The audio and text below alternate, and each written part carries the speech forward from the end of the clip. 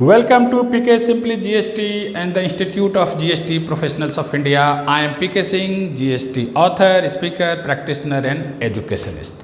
Friends, आज का topic जो है वह है GSTR 3B।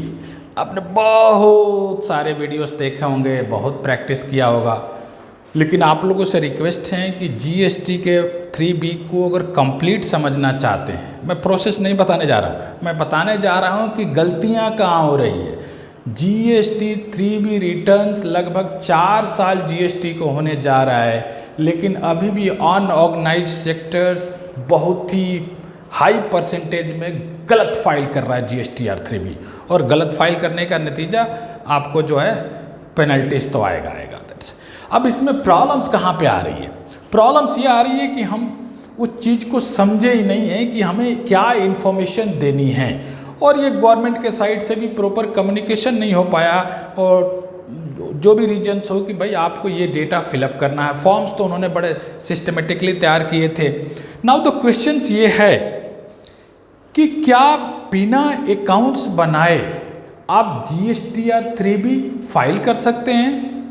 तो आंसर है हाँ, कर सकते हैं, लेकिन करेक्ट रिटर्न फाइल नहीं कर सकते। आप रॉन्ग रिटर्न फाइल करेंगे। करेक्ट रिटर्न तब फाइल होगा जब सप्लायर का कुछ ट्रांजैक्शन नहीं है, आप नील रिटर्न फाइल कर रहे हैं, डेफिनेटली आप बिल्कुल करेक्ट रिटर्न फाइल कर सकते हैं। लेकिन अगर ट्रांजैक्शन है, बहुत सारे ट्रांजैक्शन हैं, देन आप बिना अकाउंट्स किए हुए रिटर्न फाइल कर रहे हैं तो गलतियां होगी, और इसी वजह से एनुअल रिटर्न के रिकन्सिलिएशन के टाइम पे 9 और 9C के रिकन्सिलिएशन के टाइम पे बल्क्स ऑफ मिस्टेक्स मिल रहे हैं। क्यों?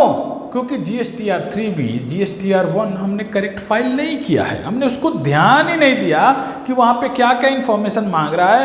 मैं अपने प्रोफेशनल लाइफ में मैं जितने ऑडिट्स कर रहा हूँ, वेरीफाई कर रहा हूँ, मैं सरप्राइज्ड हूँ कि लगभग 90% GSTR 3B और 1 रॉन्गली अभी भी फाइल्ड हो रहे हैं। मैं नहीं कह रहा हूं कि रीजंस क्या है। रीजंस ये भी हो सकता है कि भाई आप नॉलेज नहीं रखते हो, रीजन ये हो सकता है कि क्लाइंट पे नहीं कर रहा हो, रीजन ये हो सकता हो कि आप नॉलेजेबल है बट आप केयरलेस है, रीजन ये भी हो सकता है कि आपने वो नॉर्मल टीम को, आपके पास नॉलेज है बट आपके पास इतनी ज़्यादा फाइलिंग है कि आप ध्यान नहीं दे रहे हैं, बच्चों को दे दिए हैं, फाइल करते रहो। अब जब 100 कोई नोटिस आता है तब पता चलता है ये मिस्टेक्स हो गया है। ये बहुत सारे रीजन्स हो सकते हैं, बट एक चीज़ चाहिए कि भाई आपको करेक्ट डेटा नहीं डाले तो गवर्नमेंट के टैक्स सिस्टम में भी प्रॉब्लम है, दूसरे स्टेट्स के शेयर्स करने में भी प्रॉब्लम। मेरी कोशिश ये है कि मैं ये पूरे रिटर्न्स में GSTR 3B में गलतियां कहाँ हो रही है, क्या डेटा जाना चाहिए, ये सारे को डेप्थ एनालिसिस में कवर करूंगा। वीडियो तो लंबा होगा, ऑब्वियस लंबा होगा। अब छोटे वीडियोस के चक्कर में मैं पॉइंट तो छोड़ने वाला नहीं हूँ, क्योंकि मैं लास्ट तक जाऊंगा जहाँ मिस्टेक्स हो रहे हैं। I am not going to tell you the process, I am going to tell you that where you are committing lot of mistakes, lot of errors, and already show cause notice आप invite कर चुके हैं। बहुत सारे आएंगे, घबराइए मत, बहुत सारे आएंगे, लेकिन कम से कम अब से तो मिस्टेक ना हो। तो ये वीडियो आप दिल और दिमाग दोनों लगा के देखिए, और कुछ गलतियां हुई और आपको लगता है कि कुछ सोल्यूशन चाहिए तो आप कमेंट भी कर सकते हैं और डिस्कस करेंगे। पॉइंट्स स्टार्ट करते हैं। सबको लगभग फॉर्म्स याद हो गए होंगे, जो प्रैक्टिशनर हैं, जो नए लोग हैं उनके लिए है कि भाई पॉइंट्स भी मैंने लिख दिया है। तो पॉइंट नंबर 3.1 ले लेते हैं डायरेक्टली। GSTR 3B मंथली और quarterly return, whatever you like you can opt that. Okay, 3.1 क्या है? Details of outward supplies and inward supplies liable to for RCM। तो 3.1 में हम जो मैक्सिमम क्या हो रहा है कि लोग 3.1 ही फिलअप कर रहे हैं, 3.1 फिलअप कर दे रहे हैं, टैक्स वैक्स आ रहा है, उसको पेमेंट करके ख़त्म कर दे रहे हैं पॉइंट। नाउ दूसरा पहला क्वेश्चन जो मैं पूछा कि क्या बिना अकाउंट्स किए हुए आप करेक्ट GSTR 3B फाइल कर सकते हैं? रिलेटेड है तो ऑब्वियसली कर सकते हैं, बाकी कर सकते हैं, लेकिन मिस्टेक्स तो होंगे। लेकिन अगर आप अकाउंट्स करेंगे तो मिस्टेक्स नहीं होंगे। नाउ दूसरा क्वेश्चन ये है कि आपको GSTR रिटर्न्स के रिलेटेड में अकाउंटिंग आती है? सॉरी टू से अभी तक हम पुराने तरीके से ही अकाउंटिंग कर रहे हैं और इस वजह से जो है हमारे जो हैं हंड्रेड्स से ज़्यादा आवर्स रिकन्सिलिएशन में बर्बाद हो जाते हैं। और जो कंसल्टेंट है वो कंप्लेन करते हैं कि भाई क्लाइंट तो हमारे को 1000, 2000, 3000 रुपये दे रहा है, कितना काम करे भाई। तो आप प्रोसेस चेंज कर दो, तरीका चेंज कर दो। अब आपको क्या करना है, आपको जीएसटी रिटर्न्स फाइल से पहले अपने अकाउंटिंग सिस्टम को सही करना। अगर आप टैली यूज कर रहे हैं, चाहे कोई भी सॉफ्टवेयर यूज कर रहे हैं, तो उसके ग्रुपिंग जो है इसके हिसाब से बनाइए। जो आपके फॉर्म्स है GSTR 3B और 1, उसके हिसाब से आप ग्रुप और सब ग्रुप और लेजर क्रिएट करेंगे, तब जाके आपका रिटर्न सही फाइल होगा, अदरवाइज नहीं हो सकता। कितना भी आप ट्राई कर लें। Let us start. मुझे उम्मीद है कि जब ये वीडियो एंड तक आप देखेंगे तो जो मैं बोल रहा हूँ उससे एग्री होंगे। अभी तो आपको गुस्सा आ रहा होगा, ऑब्वियसली आना भी चाहिए, बट प्रोफेशनल लाइफ में गुस्सा नहीं आना चाहिए। अगर हमें आता है तो अच्छी बात है, नहीं आता है तो सीखना है। इट्स ना लर्निंग प्रोसेस। अब स्टार्ट करते हैं। तो पॉइंट नंबर 3.1 में यह है कि आउटवर्ड सप्लाईज को हम रिपोर्ट्स करते हैं, डिटेल्स देते हैं, और साथ में इनवर्ड सप्लाई का भी ABCD, एक्सेप्ट जो है ना ABC, ये D और E थोड़ा सा अलग है। तो ABC तो डायरेक्टली हमारा आउटवर्ड सप्लाई का आता है। तो पहले वाले में क्या आता है, outward taxable supplies other than zero rated, nil rated and exempted. तो यहाँ पे तो हम क्या कर रहे हैं, पूरा का पूरा आउटवर्ड सप्लाई रिपोर्ट कर रहे हैं, किसके अलावा, जीरो रेटेड। जीरो रेटेड क्या है, अगर हम कुछ एक्सपोर्ट्स कर रहे हैं या SEZ को सेल कर रहे हैं, okay, SEZ unit, SEZ developer को कर रहे हैं, तो जीरो रेटेड में आ जाएगा। नील इज ऑल्सो ए रेट, तो नील रेटेड और एग्जेम्प्टेड, ये तीनों यहाँ पे नहीं आएगा। इन तीनों के अलावा बाकी जितना भी हमारा आउटवर्ड टैक्सेबल सप्लाईज है, आउटवर्ड टैक्सेबल सप्लाई, वो यहाँ पे आएगा बाइफर्केटेड इन CGST, SGST और IGST। अगर आपका इंटरेस्टेड है तो CGST, SGST, इंटरेस्टेड है तो IGST। क्लियर। अब यहाँ पे हम दूसरे सिनारियो में जाते हैं और दूसरा पॉइंट देखते हैं, outward taxable supply other than zero rated, nil rated and exempted. ये हो गया, सॉरी, दूसरा zero rated, outward taxable supply zero rated. जब हमारा एक्सपोर्ट्स के और जैसे मैं बताया SEZ यूनिट्स और SEZ डेवलपर्स को अगर आप एक्सपोर्ट्स कर रहे हैं तो ये सारे यहाँ पे आएंगे। कहाँ पे आएंगे, जीरो रेटेड में आएंगे। किस में आएंगे, जीरो रेटेड में आएंगे। क्यों, क्योंकि यहाँ पे रिफंड्स के चांसेस है। ये जो GST का जो पूरा स्ट्रक्चर तैयार किया गया था उसमें एक एडवांटेज मेजर ये दिया गया था कि एक्सपोर्टर्स जो है जीरो रेट पे एक्सपोर्ट्स कर सकता है, रिफंड क्लेम कर सकता है, जिससे एक्सपोर्ट्स जो है कॉस्टली ना हो और हम एक्सपोर्ट को बढ़ावा दे सकें। अब आप यहाँ पे इस चीज़ को क्लेम नहीं कर रहे हैं, देन आपको रिफंड लेने में और बाकी में बहुत परेशानी होगी। तो ध्यान रखिए। तीसरा है other outward supply, nil rated and exempted.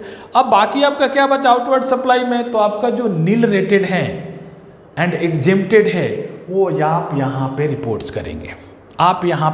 करेंगे। जो भी आपका नील रेटेड एग्जेम्प्टेड है। इसका बाकी मैं डिटेल में भी जाऊँगा, घबराइए मत, बहुत लंबा अभी सफ़र है। तो नील रेटेड एग्जेम्प्टेड आप यहाँ पे शो करेंगे। अब आप ये बताइए कि जब तक आप अपने outward supply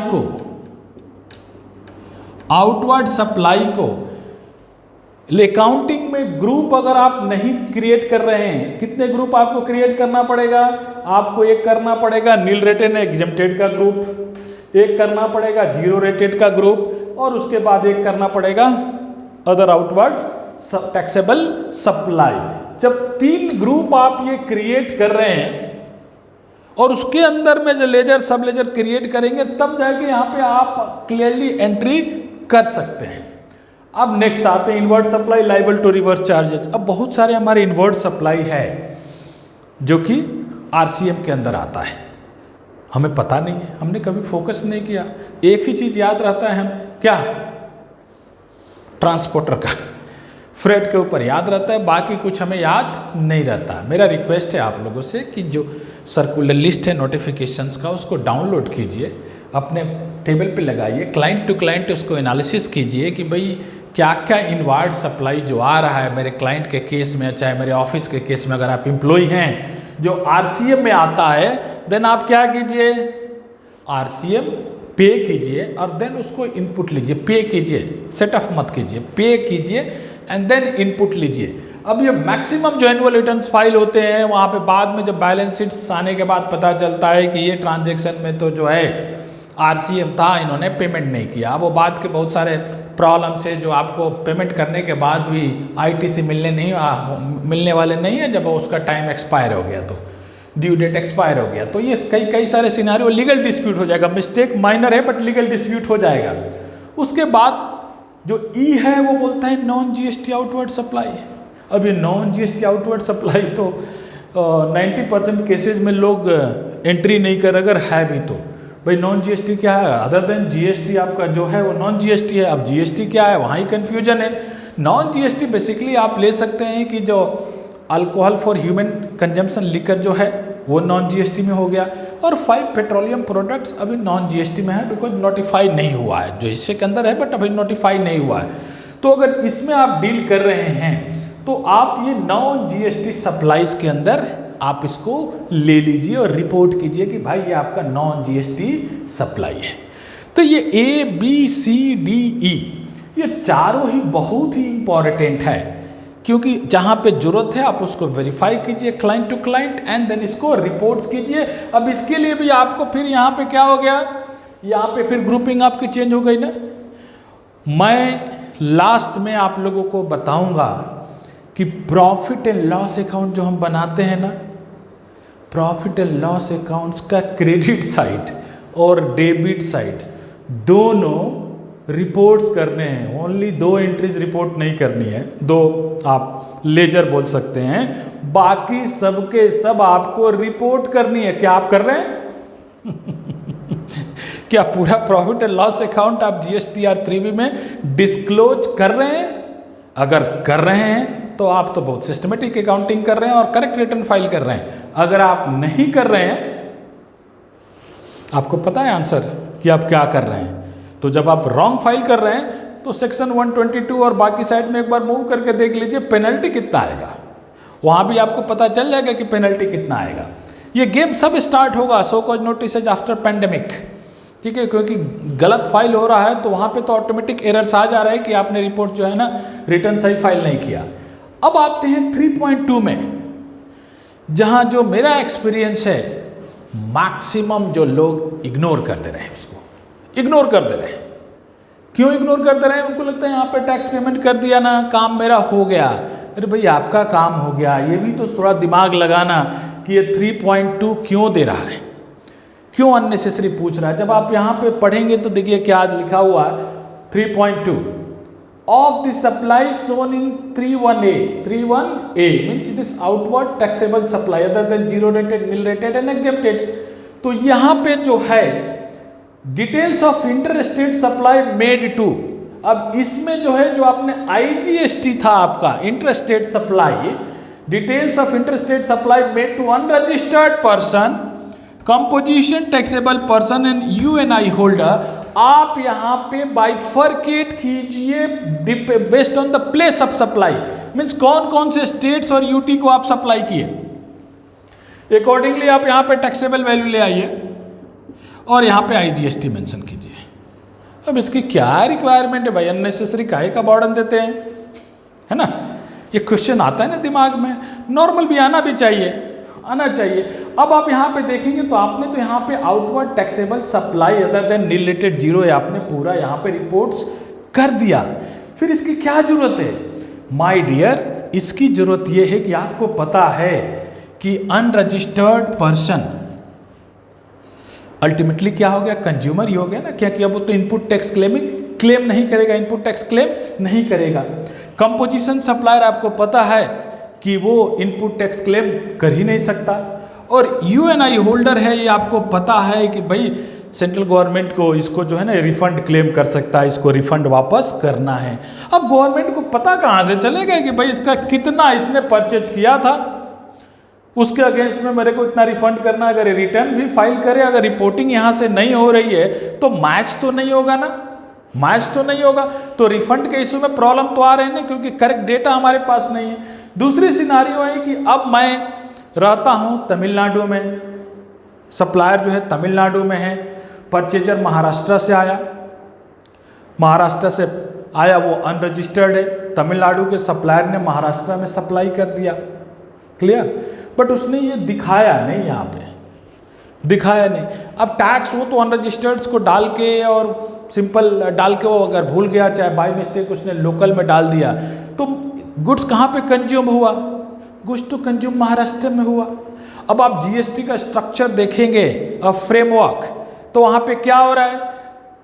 what is GST? GST the comprehensive tax, okay, और otherwise you can say GST destination based consumption tax, means destination, जहाँ पे डेस्टिनेशन फाइनली कंज्यूम हुआ उस स्टेट गवर्नमेंट को टैक्स जाना चाहिए। अब जब आप इस अनरजिस्टर्ड पर्सन जो आईजीएसटी, क्योंकि दूसरे सेम स्टेट में है तो रिपोर्ट्स नहीं कर रहे हैं, क्यों नहीं कर रहे हैं? कोई बात नहीं भाई, तमिलनाडु के ही अगर वो अनरजिस्टर्ड पर्सन है, परचेज करके ले गया तो फाइनली कंज्यूम तमिलनाडु में हो गया, टैक्स तमिलनाडु गवर्नमेंट को एसजीएसटी पोर्शन चला जाता है, उसको टेंशन नहीं है। लेकिन यहाँ तो अगर आप बाइफर्केट नहीं कर रहे हैं, चाहे गलत बाइफर्केशन दे रहे हैं, तो रॉन्ग स्टेट को उसका एसजीएसटी पोर्शन चला गया, तो उस स्टेट्स को तो लॉस है जहां पे गुड्स कंज्यूम हुआ। तो और कंपोजिशन सप्लायर आपको पता है वाईटीसी क्लेम करेगा नहीं, तो अल्टीमेटली वो भी एक तरह से कंज्यूम ही हो गया। तो वो भी अगर आप आईजीएसटी में आप सेल कर रहे हैं, आप कंज्यूमर को सेल करें, सेम केस में अगर दूसरा केस भी ले लें कि भाई यूपी उत्तर प्रदेश का सप्लायर है, बिहार से कंपोजिशन सप्लायर आया, उसने परचेज कर लिया, सप्लायर ने, रजिस्टर्ड सप्लायर ने, रेगुलर रजिस्टर्ड सप्लायर ने सप्लाई कर दिया। अगर वो रिपोर्ट्स नहीं करेगा तो फिर ये बिहार सरकार को जो कंपोजिशंस का तो टैक्स मिलेगा नहीं। क्यों? क्योंकि फाइनली तो एक कंज्यूम कहाँ हो रहा है? बिहार में हो रहा है, वो बाई करके ले जा रहा है, इंटरस्टेट हो गया। तो ये क्या हो रहा है कि जब आप इसको सिस्टमेटिकली यहाँ पे जो आपका अमाउंट आ रहा है, इसको अगर आप आईजीएसटी के पोर्शन को स्टेट और सीजीएसटी एसजीएसटी को टच नहीं करना है, क्योंकि वो अनरजिस्टर्ड को भी जा रहा है और कंपोजिशन को भी जा रहा है, तो उससे फर्क नहीं पड़ता, क्योंकि वहाँ पे वो क्लेम स्टेट गवर्नमेंट्स का ही पोर्शन सीएसटी का जाएगा। बट यहाँ तो बाकी केस में आपको पूरा ये बाइफर्केट करना, इंटर स्टेट के केस में कि भाई अनरजिस्टर्ड को कितना गया, कंपोजिशन को कितना गया, और यूनिक आइडेंटिफिकेशन नंबर होल्डर्स को कितना गया। जब भी आप बाइफर्केट करेंगे तभी जो है द सेंट्रल गवर्नमेंट जो है इस केस में उस स्टेट्स का जो शेयर है, टैक्स है, उस स्टेट्स को ट्रांसफ़र करेगी, नहीं तो नहीं करेगी। रॉन्ग रिपोर्टिंग की वजह से उस स्टेट्स को कंज्यूम उस स्टेट में हो रहा है, लेकिन उस स्टेट्स को मिलने वाला नहीं है। और जल्दबाजी में आप शॉर्टकट में कोशिश कर रहे हैं कि 5 स्टेट्स है और 5 स्टेट की बजाय चलो एक ही स्टेट जा लेता हूँ, अनरजिस्टर्ड है ना, क्या करना है मेरे को। गलती आप कर रहे हैं, क्योंकि आपका टैक्स इनवॉइसेज शो कर रहा है, ठीक है ना, कि प्लेस ऑफ सप्लाई कहाँ है, और प्लेस ऑफ सप्लाई के बेसिस पे वो टैक्स उस स्टेट्स को मिलना चाहिए, एसजीएसटी का पोर्शन। सो माय डियर, अब ये 2 पॉइंट्स तो हमने डिस्कस किया, ये आगे कवर करेंगे। तो अब यहाँ पे आपको क्या करना है, अब आप देख रहे हैं तो इस चीज को ये जो आउटवर्ड टैक्सेबल सप्लाई है, other than zero rated, nil rated and exempted, इसमें 3 सब ग्रुप और होना चाहिए ना। कौन कौन से?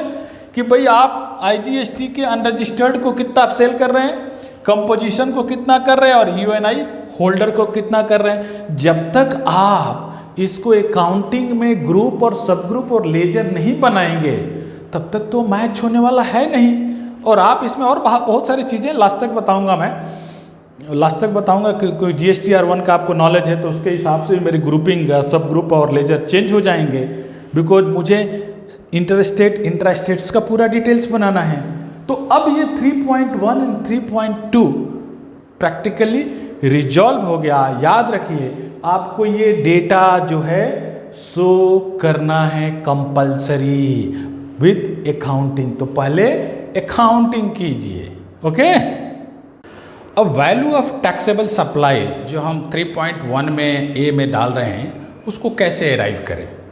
तो आप लोगों को पता होगा कि वैल्यू ऑफ टैक्सेबल सप्लाईज के लिए हमें क्या करना है, वैल्यू ऑफ टैक्स इनवॉइसेस ले लेंगे, प्लस जो भी आप वहाँ पे डेबिट नोट्स इशू कर रहे हैं उसमें ऐड कर लेंगे, उसमें से जितने क्रेडिट नोट्स इशू किए उसके वैल्यू माइनस कर देंगे, उसमें ऐड फिर क्या करेंगे, जो आप एडवांसेज रिसीव किए हैं और उसके अगेंस्ट में अभी तक इन्वॉइसेज इशू नहीं किए हैं वो ऐड हो जाएगा उसमें, और लेस कौन सा हो जाएगा, जो एडवांसेज आपने रिसीव किए थे उसके अगेंस्ट में इन्वॉइसेज इशू कर दिए हैं, जो रिपोर्ट कर दिए थे वो माइनस कर देंगे। तो अब यहाँ पे आपको जो है वैल्यू ऑफ टैक्सेबल सप्लाईज आ जाएगा। आपको पता है कि इसमें कंसोलिडेटेड फिगर जाता है, तो ये एक्सरसाइज आपको करना पड़ेगा। आपको पता है कि एडवांसेज जीएसटीआर 3B में सेपरेटली रिपोर्ट नहीं होता। अब एडवांसेज में आपको हो सकता है याद है नहीं है, बट ध्यान रखिए कि अक्टूबर 17 के बाद गुड्स के ऊपर एडवांसेज पे टैक्स तो नहीं आता, बट सर्विसेज में हमेशा आता है। तो जब भी आपका क्लाइंट और आपका एम्प्लॉयर, आपका ऑफिस जो भी है, वहाँ पे अगर आप एडवांसेज सर्विसेज के अगेंस्ट में रिसीव कर रहे हैं, अगर आप प्रोफेशनल हैं तो ऑटोमेटिकली एप्लीकेबल हो जाएगा। तो उस केस में एडवांसेज पे आपको टैक्स भरने हैं, और ये पॉइंट मैं जीएसटीआर 1 के वीडियो में कवर करूँगा कि क्या क्या आपको इश्यूज करने हैं। तो 3.1 एंड 3.2 हमने डिस्कस कर लिया। ये सारे पॉइंट डिस्कस करने के बाद मैं फिर प्रॉफिट एंड लॉस अकाउंट पे आऊँगा, और डेफिनेटली उस टाइम पे हो सकता है आप मेरे से एग्री हो जाएं कि बिना अकाउंट्स की बनाए हुए पॉसिबल नहीं है कि जीएसटीआर 3B को करेक्ट फाइल किया जा सकता है, इफ़ क्लाइंट्स के पास, चाहे जो भी सप्लायर है उसके पास ट्रांजेक्शन्स है, वेरियस ट्रांजेक्शन्स है। अब आते हैं जो नेक्स्ट पॉइंट है, पॉइंट नंबर 4 इन जीएसटीआर 3B, और वो पता है आपको एलिजिबल आईटीसी। देखिए वर्ड कितना अच्छा से यूज किया, एलिजिबल आईटीसी, कि भाई इसमें आप एलिजिबल आईटीसी क्या पोजीशन है, आप एलिजिबल हो या नहीं हो। एलिजिबल हो तो उसने कह रहे पॉइंट नंबर ए ले लिया यहाँ पे, ITC available whether in full और पार्ट। तो आप करेंगे भाई आईटीसी आपको जो अवेलेबल है, आप फुल चाहे पार्ट में, आप यहाँ पे क्लेम कर सकते हैं। उसमें 1 2 3 4 5 पॉइंट्स है जहाँ पे हम आईटीसी क्लेम करते हैं। अब ये जब मैं पॉइंट नंबर 4 डिस्कस कर रहा हूँ तो आपको ध्यान होगा कि अब हम प्रॉफिट एंड लॉस अकाउंट के डेबिट साइड चले गए। 3.1 एंड 3.2 क्या था, प्रॉफिट एंड लॉस अकाउंट का क्रेडिट साइड था, आउटवर्ड सप्लाई था। अब कहाँ पे हम आ गए, तो हम आ गए इनवर्ड सप्लाई में। इनवर्ड सप्लाई, अब इनवर्ड सप्लाई में जितना आप परचेज करते हैं, जितने सर्विसेज लेते हैं, जितने आप परचेज एक्सपेंडिचर बुक करते हैं, वो कहाँ आता है, तो आपका प्रॉफिट एंड लॉस अकाउंट्स के डेबिट साइड में आता है। तो अब देखिए कितना मैजिकल, एक बिना अकाउंट्स के आप कैसे करेंगे। अब ये आईटीसी अवेलेबल, पहला बोला इंपोर्ट्स ऑफ गुड्स। आपको ध्यान रखना है कि जब आप गुड्स इंपोर्ट्स कर रहे हैं और उसका जो आईटीसी आईजीएसटी आप क्लेम कर रहे हैं, वो आपको इस कॉलम में रिपोर्ट करना है। वैसे ही जब आप इंपोर्ट ऑफ सर्विसेज करते हैं, सर्विसेज इंपोर्ट करते हैं, तो उस केस में आपको डेडिकेटली यहाँ पे शो करना है। ये क्यों है, ये सारे कॉलम इसलिए दिए हुए हैं कि अब आपको ये बता दूँ, ये दो चीज़ें, अब हम इंपोर्ट्स ऑफ गुड्स और इंपोर्ट्स ऑफ सर्विसेज जो हम आईटीसी क्लेम करते हैं, यहाँ पे कस्टम्स डिपार्टमेंट्स को रिटर्न फाइल करता नहीं है। अब वो रिटर्न फाइल करता नहीं है तो हमारे पास 2A में तो ये दिखेगा नहीं, और आप अगर इनकी वजह यहाँ पे क्लेम कर रहे हैं ऑल अदर आईटीसी में, तो कल को आपका 2A से मैच नहीं होगा, वैसे ही आप एलिजिबिलिटी में नहीं आ रहे वहाँ पे। तो आपका तो वहाँ पे 36 सबसेक्शन 4 में ऑलरेडी रूल 36 रूल 4 में बुक कर दिया है, रिस्ट्रिक्शन लगा दिया उन्होंने। अब आपको प्रॉब्लम हो जाएगा, तो आप इसको डेडिकेटली सेपरेट शो करना है। बहुत सारे 2-3 सालों में तो लोगों ने सबको सब इधर, जब तक कि ये फुल फ्रीडम था ना, रेस्ट्रिक्शन नहीं था, ऑल अदर आईटीसी में डाल दिए, और बाद में जब स्क्रूटनी के केसेज आए तो बोले भाई आपने तो रिपोर्ट ही नहीं किया, आपका आईटीसी इंपोर्ट से कितना है ऑफ अगेंस्ट गुड्स में, और सर्विसेज इंपोर्ट ऑफ सर्विसेज का कितना है, तो वहाँ पे प्रॉब्लम्स आते हैं। तो इस वजह से आपको ध्यान रखना है कि अगर आपका आईजीएसटी इंपोर्ट ऑफ गुड्स का है तो इसमें डालिए, आईजीएसटी इंपोर्ट्स ऑफ सर्विसेज का है तो यहाँ पे एंट्री कीजिए। अब पॉइंट आती है inward supply liable to RCM.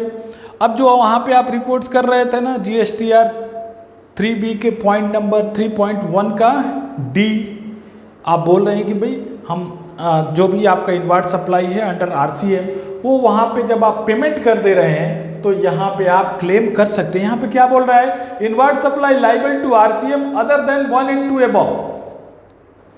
Other ये क्यों भाई, गुड्स एंड सर्विसेज, तो आप ध्यान देंगे तो जितना हम इंपोर्ट्स करते हैं चाहे गुड्स एंड सर्विसेज, वो भी फाइनली आरसीएम के अंदर ही आता है।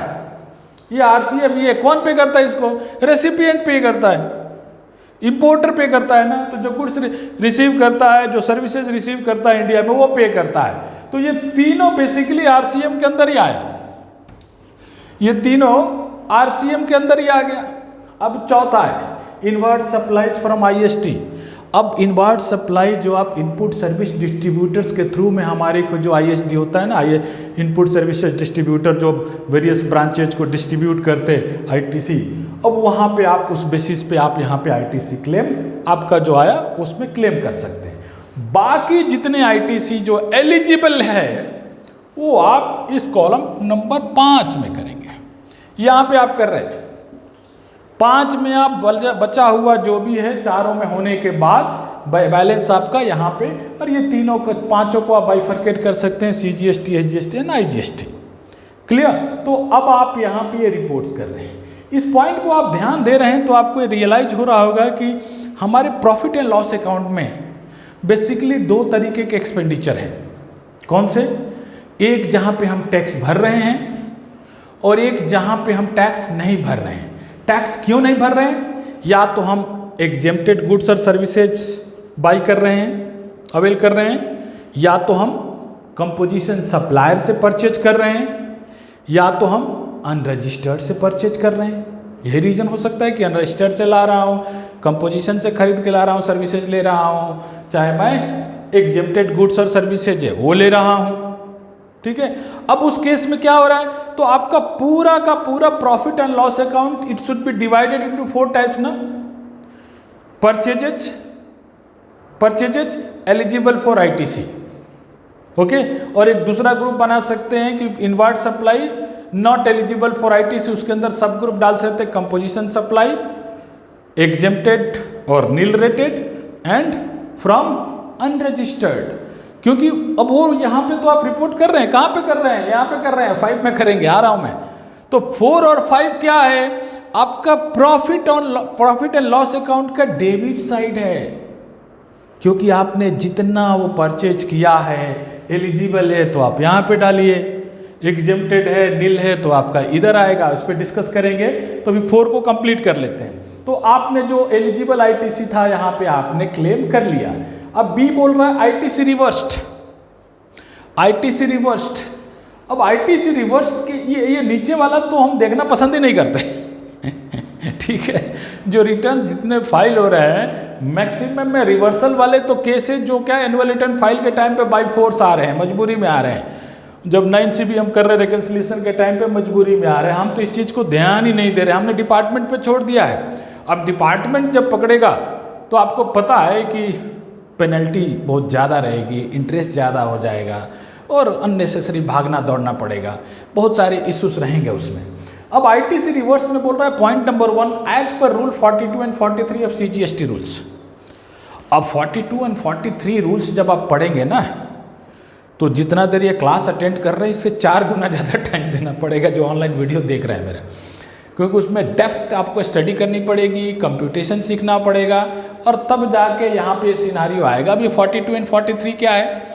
अब 42 एंड 43 में 2 पॉइंट आपको सिंपल तरीके से बता दे रहा हूँ भाई। जो भी आप आईटीसी कैपिटल गुड्स के ऊपर क्लेम कर रहे हैं, ओके, और आपने कैपिटल गुड्स को सेल कर दिया, अब आपको प्रोपोर्शनेटली क्या करना है? आईटीसी रिवर्स करना है ना, तो वो आपको कंप्यूट करके यहाँ पे रिवर्सल डालना है। देन क्या है? आप ध्यान से पढ़े होंगे तो भाई आपका सेक्शन 16 ये बोलता है कि जब when you are eligible for input tax credit, जब आपका आउटवर्ड सप्लाई टैक्सेबल है, आपका आउटवर्ड सप्लाई जब टैक्सेबल है तभी इनपुट अवेलेबल है, सब्जेक्ट टू वेरियस कंडीशंस उसमें हैं। ठीक है, एलिजिबिलिटी है, कंडीशंस है। अब वहाँ पे पॉइंट आ रही है कि भाई मेरा जो इनवर्ड सप्लाई है वो बेसिकली क्या है? आउटवर्ड सप्लाई जो एग्जेम्प्टेड है और नील रेटेड है, चाहे पार्टली एग्जेम्प्टेड है और पार्टली टैक्सेबल है। तो मेरा आउटवर्ड सप्लाई, इनवर्ड सप्लाई तो टैक्सेबल है, बट मेरा आउटवर्ड सप्लाई 3 कैटेगरी का है। एक है पूरी टैक्सेबल, एक है जो है एग्जेम्प्टेड है, एक है नील रेटेड है और एक है पार्टली टैक्सेबल। अब मैं क्या करूँगा? मैं पूरा इनपुट टैक्स क्रेडिट तो क्लेम नहीं कर सकता हूँ, क्योंकि मुझे तो प्रोपोर्शनेटली मिलेगा। अगर मैं कोई 100 रुपीज़ का इनवर्ट सप्लाई लिया, उस पर 18 रुपीज़ टैक्स भरा, और मेरा वो 100 रुपीज़ में कोई प्रोडक्ट बनाने में लगा रहा हूँ, उसमें से 50 रुपीज़ का प्रोडक्ट टैक्सेबल जा रहा है और 50 रुपीज़ का एग्जेम्प्टेड जा रहा है, तो मैं तो 50% ही ITC एलिजिबल हूँ, मतलब प्रोपोर्शनेटली। तब मुझे वहाँ पे वो प्रोपोर्शनेटली अगर मेरा जो है outward supply exempted and tax, partly exempted partly taxable है, तब मुझे फिर ये कंप्यूट करना रूल्स के हिसाब से, और अकॉर्डिंगली मुझे बाकी को 42 43 में रिवर्स कर देना है। तब मुझे यहाँ पे रिवर्स करना है जो आप कैपिटल गुड्स सोल्ड कर दे रहे हैं, और अगर आपका टैक्सेबल सप्लाई और पार्टली टैक्सेबल पार्टली एग्जेम्प्टेड जो भी आप बोल लीजिए जो है वहाँ पे है, तो आपको अपने इनपुट टैक्स क्रेडिट का प्रोपोर्शनेटली रिवर्स करना है। उसके बाद बोल रहा है अदर्स। अब अदर्स तो बहुत सारे कन्फ्यूजन है, अदर्स में क्या भाई करूँ रिवर्स में? तो अदर्स में रिवर्सल का एक पॉइंट तो आ जाता है कि credit notes to input service distributor, जो हम input service distributor credit notes जो आता है, पहले तो आया था भाई आपके पास यहाँ पे डिस्ट्रीब्यूटर, आपने क्लेम कर लिया यहाँ पे। अब उसके बाद क्या होता है कि उसको क्रेडिट नोट्स आया होगा। जनरली क्या होता है, अब मैं प्रोफेशनल हूँ, मैंने एक 5 लाख का बिल दिया, कहीं ऑडिट किया, 5 लाख का बिल दिया, उस पर मैंने 18% टैक्स डाल दिया और उसको दे दिया। अब उसने क्या किया, उस हेड ऑफिस ने अपने ब्रांचेस को, क्योंकि मैंने 4 ब्रांच का ऑडिट किया था, बेस्ड ऑन देयर टर्नओवर उसने उसको डिस्ट्रीब्यूट कर दिया। अब 90,000 को उसने डिस्ट्रीब्यूट कर दिया। अब मैं एग्जाम्पल लूँ कि इक्वली कर दिया, लेके चलते हैं, तो 4 भागों में उसने डिवाइड कर दिया, तो एक आपका 22,500 के आस 22,500 आया, 22,500 आया, 22,500 ही आएगा, ठीक है। तो अब वहाँ पे क्या हो रहा है, तो उसने तो वहाँ पे ले लिया और ब्रांचेज ने इनपुट टैक्स क्रेडिट क्लेम कर लिया। बाद में मैं 50,000 का डिस्काउंट दे दिया और उसके लिए मैंने क्रेडिट नोट इशू कर दिया। अब वो क्या करेगा इनपुट सर्विस डिस्ट्रीब्यूटर, वो 50,000 के ऊपर 50,000 और प्लस उसके ऊपर जो टैक्स है, फिर वो प्रोपोर्शनेटली 4 भागों में डिवाइड करके और फिर इनको भेजेगा। अब इनको क्या करना, रिवर्स करना ना। अब वो रिवर्सल आपको अदर्स में आएगा। एक और रिवर्सल आता है, आपने ध्यान से पढ़ा होगा तो सेक्शन 16 में एक स्टोरी है। स्टोरी क्या है कि जब आप परचेज कर रहे हैं, रेसिपिएंट है और आपने अपने सप्लायर को विद इन 180 डेज पेमेंट नहीं किया, तो आपको ITC को रिवर्स करना है, जो आपने ITC क्लेम किया परचेज के ऊपर, क्योंकि आपने पेमेंट 180 दिन में नहीं किया। अब नहीं किया तो आपको मिलने वाला है नहीं ITC, तो आपको क्या करना है, तो उसको रिवर्स करना। तो वो 180 डेज का पेमेंट विद इन 180 डेज में नहीं हुआ, उसको यहाँ पे रिवर्स करना है। अभी आप देखेंगे ये करेंगे, नेट ITC अवेलेबल, A-B आके आपको नेट आ जाएगा। D बोल रहा है इनएलिजिबल ITC। अब इनएलिजिबल की भी लंबी स्टोरी है, लगभग आप लोग को पता है। अब पता ये है कि भाई as per section 17(5) negative list है, negative list of inward supply. उन्होंने एक लिस्ट दे रखा है सेक्शन 17 सब सेक्शन 5 में, जहाँ पे कि आपको इनपुट टैक्स क्रेडिट नहीं मिलने वाला, बट लोग ले रहे हैं ना, मर्सिडीज बाई करके भी, कार बाई करके, बाइक बाई करके, जो है ना, जो कि वो डीलर नहीं है, नॉर्मल अपने ऑफिशियल उसके लिए बाई कर रहे हैं। देन सब्जेक्ट टू एक्सेप्शन है, उसमें एक्सेप्शन है कि भाई आप ट्रांसपोर्टर है तो डेफिनेटली आप ITC क्लेम कर सकते हैं। अगर आप कमर्शियल पर्पस यूज कर रहे हैं, आप उसको हायर में यूज कर रहे हैं, डेफिनेटली आप यूज कर सकते हैं उसको ITC। Rest of the cases में ITC नहीं मिलेगा। तो जो निगेटिव लिस्ट आपका है, वहाँ पे आपने अगर जो भी है क्लेम कर लिया, उसको क्या करना, यहाँ पे मेंशन कर देना। उसके अलावा बाकी अगर आपका कुछ भी इनएलिजिबल ITC है, आपको पता है कि आप एलिजिबल नहीं है, वो यहाँ पे आप बाकी यहाँ पे कर सकते हैं और ये रिपोर्ट कर देना आपको। क्लियर? अब ये पोर्शन आपका एलिजिबल ITC और इनएलिजिबल ITC का खत्म हो गया यहाँ पे। अब आपका प्रॉफिट एंड लॉस अकाउंट के हम डेबिट साइड में ही है। हम नेक्स्ट मूव करते हैं और वो मूव करते हैं पॉइंट नंबर 5 पे। अब पॉइंट नंबर 5 क्या है, तो पॉइंट नंबर 5 आप ध्यान से देखेंगे तो बोल रहा है value of exempt nil rated non GST inward supply. Value of exempt non GST and exempt nil rated and non GST inward supply. तो आपके पास क्या हो गया, तो बोल रहा है कि भाई जो आपने एग्जेम्प्ट वैल्यू आपको रिपोर्ट क्या करना है, जो आपने एग्जेम्प्ट इनवर्ड सप्लाई लिया, नील रेटेड लिया और नॉन GST इनवर्ड सप्लाई आपने लिया। अब यहाँ पे क्या बोल रहा है, 3 चीजें रिपोर्ट करनी है बाइफरकेट करके, intra and inter, intrastate interstate. आपको वैल्यू दिखाना है, यहाँ पे वैल्यू शो करना है। किसका वैल्यू? इनवर्ट सप्लाई का। अब आप इनवर्ट सप्लाई जो है कंपोजिशन स्कीम, कंपोजिशन सप्लायर से परचेज कर रहे हैं, तो आपको यहाँ दिखाना लोकल परचेज कर रहे हैं, इंटर स्टेट परचेज कर रहे हैं। अब कंपोजिशन सप्लायर से इंटर स्टेट परचेज कर सकते हैं क्या? Composition supplier inter state sale कर सकता है? नहीं कर सकता है। बट यहाँ पे पूछ रहा है आपसे कि भाई आपने कुछ किया क्या? जो भी आपको यहाँ दिखाना है कि आपका जो परचेज है, नेचर ऑफ सप्लाई जो आपका इनवर्ड है फ्रॉम कंपोजिशन सप्लायर से, उसकी वैल्यू आप इंटर स्टेट और इंट्रा स्टेट में डिस्क्लोज करें।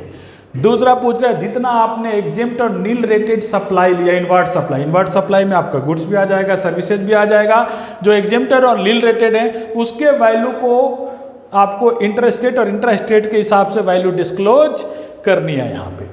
उसके बाद आता है नॉन जीएसटी सप्लाई। अब फिर वही बात आ गई, वहाँ पे था non GST supply outward supply में, सेम स्टोरी यहाँ पे आ गया non GST supply inward supply में। अगर मैं कुछ जो अल्कोहल बाई कर रहा हूँ for human consumptions, whatever may be the reason, for entertainment and जो ऑफिशियल पर्पस, जो भी चीज़ें हैं आप वो एक्सपेंडिचर बुक कर रहे हैं, और पेट्रोलियम प्रोडक्ट्स, 5 पेट्रोलियम प्रोडक्ट जो अभी नोटिफाई नहीं हुए हैं, मैं चलो नॉन जीएसटी में ही है, और बाकी अगर कुछ भी अगर नॉन जीएसटी आपको लगता है आएगा तो वो इनवर्ट सप्लाई कहाँ पे डालना है, तो ये भी आपको रिपोर्ट्स करना है। गवर्नमेंट को चाहिए कि आपका नॉन जीएसटी इनवर्ट सप्लाई कितना है। अब वो आप लोग रिपोर्ट्स तो कोई कर ही नहीं रहा है, ध्यान नहीं दे रहा है, मैक्सिमम लोग ध्यान नहीं दे रहे हैं इस पॉइंट पे, तो इस वजह से आपका रिटर्न जो है गलत है।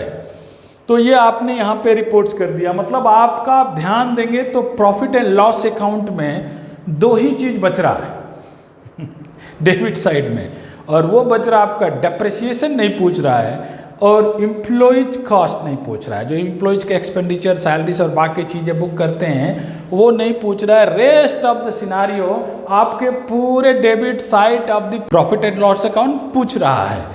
तो इस वजह से आप लोगों को ध्यान देना है कि भाई प्रॉफिट एंड लॉस अकाउंट मेरा क्रेडिट साइड और डेबिट साइड दोनों बिल्कुल सिस्टमेटिकली पूछ रहा है जीएसटीआर 3B में। अब उसके बाद पॉइंट नंबर 5.1 आता है, 5.1, जिसमें आप देखेंगे आपको इंटरेस्ट एंड लेट फी पूछता है आपसे। अब वहाँ पे क्या होता है कि लेट फी तो जो है आप फोर्सफुली डालना पड़ता है, आपको पे करना पड़ता है, इंटरेस्ट जनरली आप पे नहीं करते। अब आपको पता है section 50 subsection 1 of CGST act के तहत आपको जो है पेमेंट करना है, इंटरेस्ट वो किस पे करना, नेट टैक्स लायबिलिटी जो आप कैश के थ्रू भर रहे हैं उस पर आपको इंटरेस्ट कंप्यूट करके भरना है। अब कुछ लोग क्या करते हैं, बिल्कुल नहीं भरते, ध्यान नहीं देते, कुछ लोग कम भर देते हैं, कुछ लोग सोचते 10-20 रुपया है क्यों भरना। अब आप ये जब इंटरेस्ट कैलकुलेट करके नहीं भरते हैं तो ऑटोमेटिक जो गवर्नमेंट का जो सिस्टम है जो जीएसटी डिपार्टमेंट के लिए है वहाँ पे ये बताता है कि भाई यहाँ पे रिटर्न तो फाइल हुआ after due dates, after due date आपने रिटर्न फाइल किया और आपने पेमेंट भी किया कैश के थ्रू में, बट आपने इंटरेस्ट नहीं भरा, तो ऑटोमेटिकली आपका जो रिटर्न से वो सेलेक्ट हो जाता है कि इन्होंने इंटरेस्ट नहीं भरा। आपने ऑलरेडी शो कॉज नोटिस को इनवाइट कर दिया है, हो सकता है आपका इंटरेस्ट 10 रुपये का क्यों ना हो। अब आप 10 रुपये के इंटरेस्ट के चक्कर में आपने शो कॉज नोटिस इनवाइट कर लिया। आप शो कॉज नोटिस जब वो इशू करेंगे तो आपसे पूरा डिटेल्स मांगेंगे, बोलेंगे आप अपना बैंक स्टेटमेंट दो, बुक्स ऑफ अकाउंट दो। तो बहुत सारे छोटी सी बात के लिए आपने एक बहुत बड़ा प्रॉब्लम्स क्रिएट कर लिया और सेम टाइम आपका रिटर्न जो है वो क्या हो गया, वो रॉन्ग हो गया, आपने इनवैलिड रिटर्न फाइल किया बेसिकली देखा जाए। उसके बाद पेमेंट ऑफ टैक्सेज आपको पता है सेटअप कैसे करना है, पहले आईजीएसटी को कम्प्लीटली सेटअप करना है, उसके बाद सीजीएसटी और एचजीएसटी, और सीजीएसटी के अगेंस्ट में एचजीएसटी नहीं कर सकते और एचजीएसटी के अगेंस्ट में सीजीएसटी नहीं कर सकते। ये कॉन्सेप्ट लगभग सबको पता है। टीडीएस और टीसीएस है जो आप क्लेम करेंगे, it's nothing but you are आपका इलेक्ट्रॉनिक कैश लेजर में रहेगा, वो आपका कैश पेमेंट के तरीके से है, आप उसको क्लेम कर सकते हैं। इंपॉर्टेंट पॉइंट यहाँ पे क्या है, ये जो लास्ट का लाइन रहता है जो हम ध्यान नहीं देते, वो कब पॉइंट आएगा, जब शो कॉज नोटिस इशू होगा, जब आप केस फाइट करेंगे। ये पॉइंट आप पढ़िए, क्या बोला, I hear bye solemnly affirm and declare that declare that information given above is true and correct and the best of my knowledge and belief, and nothing has been concealed, कुछ भी आपने hide नहीं किया, चुराया नहीं, साथ there from, कुछ भी। तो ट्रू एंड फेयर है, ट्रू एंड करेक्ट है, एंड आपने कुछ भी कॉन्सिल्ड नहीं किया। अब ये जैसे ही यहाँ पे ये फाइंड आउट होगा कि आपने तो भाई रिटर्न में डेटा ही नहीं डाला है, तो प्रूव हो गया कि आपने जो हाइड किया, कॉन्सिल किया, तो आपको क्या करेंगे, सेक्शन 74 में बुक करेंगे अंडर फ्रॉड।